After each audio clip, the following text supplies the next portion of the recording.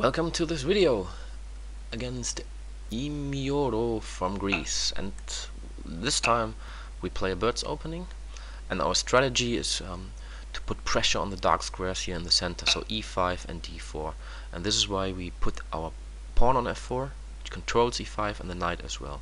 So another piece that might control of this black squares d4 and e5 is a bishop on b2.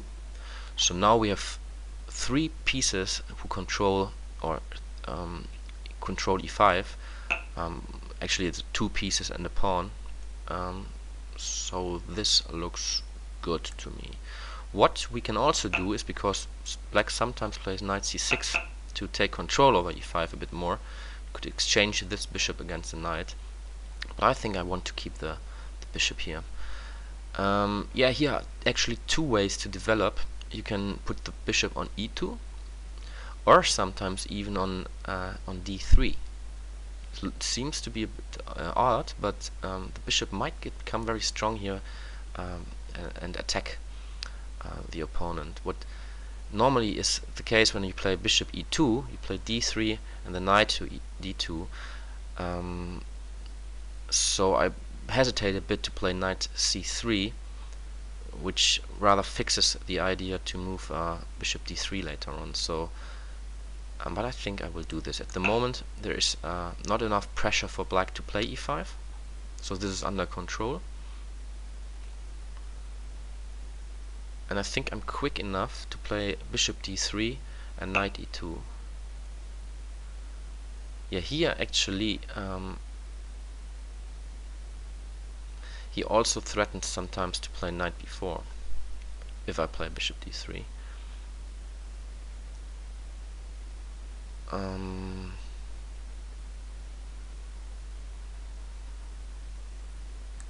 I think I just play bishop b5 in this case. So I'm flexible to take the knight on c6, which again strengthens my control over e5, and at the same time it destroys a bit his pawn structure. But my real aim is just to castle quickly here and maybe put my my bishop on d3 later. So let's just castle. Yeah, and now I wanted to move the bishop to d3. Okay, this is not a problem because he needs to waste the tempo again when I play a3, so I kick the knight away. This knight is not good on not that good here on b4. So should I just move back to d3? Yeah, maybe he plays b5.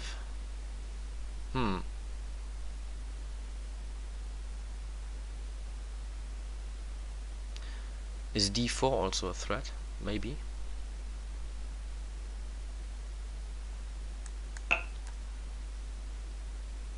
Let's improve the position here of the queen. So queen g3 maybe is a good square.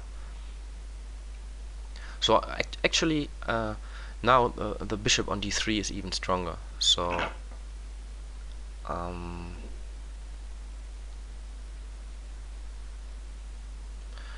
should I take with the knight or should I take with the pawn?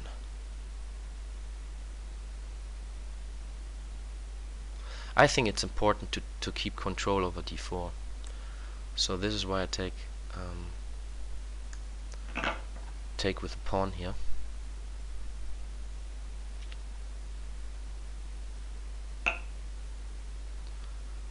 Yeah, he doesn't threaten to play e5 so far.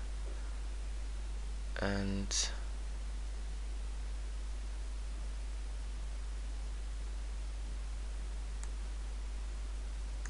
yeah, let's keep more pressure on e5, and at the same time we keep an eye on g7, so he cannot move the knight, for example, to d5, because it would simply checkmate on g7. So this bishop now yeah, comes into the game. And what I can also try is to play knight f2 and knight e4. He cannot take on e4 because again there's checkmate. So this is a defender of the king, and I would like to get rid of this defender.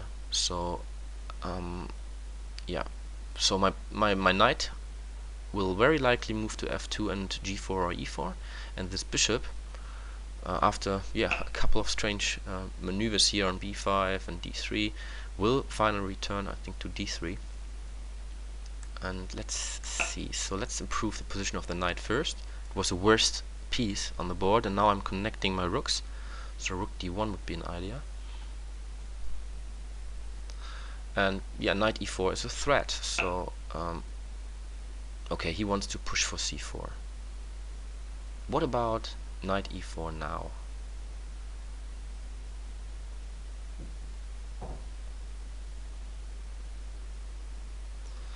I think I just play rook d1 first, because I can threaten maybe to take on d7. Let's say knight e4. There is an attack on f6, so he needs to protect maybe with queen d8, and it would be nice to take with the rook then on d7. If he takes with the queen, I can just win a piece. So let's do this. And if he plays a rook on d8, he cannot protect the knight with the queen on d8. Okay, so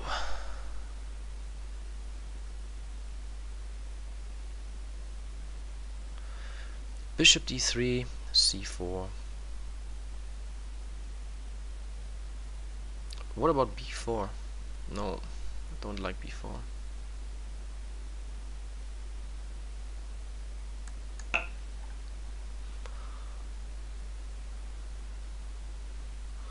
What I will try now maybe is to play knight e4 here, even if he plays c4.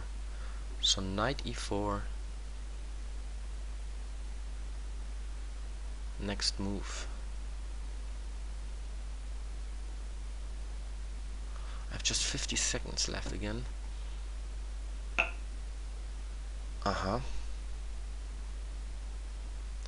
Okay, here this almost screams for an attack against this knight here.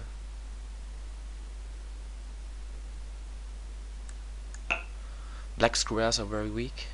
I can try to attack h7 maybe. Queen h4, threatening to take on f6 and then on h7.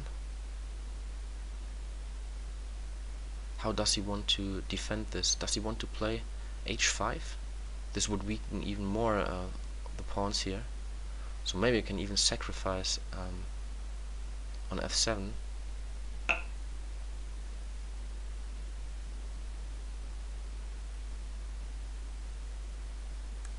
Yeah, let's take here.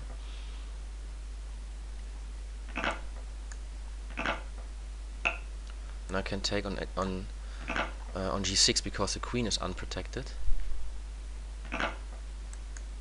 So the rook comes into the game now as well.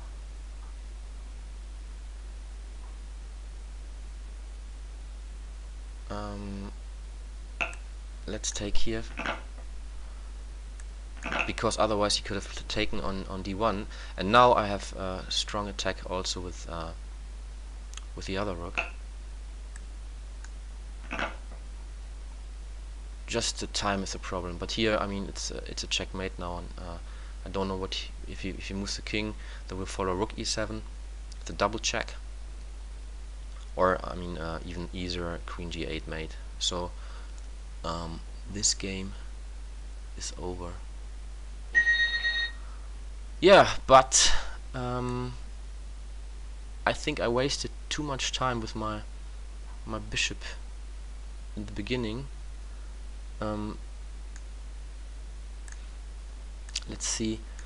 So here, so I played bishop b5 because I was not sure about him playing knight b4, what he later did, and I wanted to, you know, to force him also to move the bishop to d7, that because I don't think the bishop is that good here on d7. Maybe it's even better to play b6 and bishop b7 for him to put his bishop on the diagonal. This is just provoking him to play bishop d7, which he did. So I wasted a bit of time here. I thought if he plays knight b4, I just gain a tempo by playing a3, which I need to play anyway, because he can always threaten to play knight b4 later on. And but I think it's good for him to have the pawn on c5, so maybe I should have played bishop e2 directly. But the real problem of the game for black was, I think that he couldn't develop his bishop now on d7, and you can see that this idea to force or to provoke him to play bishop d7 was not was working quite good. So he needs to put the bishop on this diagonal, and on d7 he's staying a bit in the way of his queen, and also the knight cannot move that easily. So black has some problems also with the king side, because my bishop is aiming at the black king. And what black did is he played on the queen side, but he forgot a bit of to protect his king. And all these moves, the knight is a bit out of the game, it's stranded, so to say, on a5. I think it's much more important now to try to to consolidate the position here on black's king. He needs to protect also g7, the right. So it's not that easy, but maybe he needs to play something even like king h8 to have the chance to play rook g8 in the right moment. And I think the bishop should have been better here directly on this diagonal. So this worked quite fine, provoking him to play bishop d7. Thanks for watching.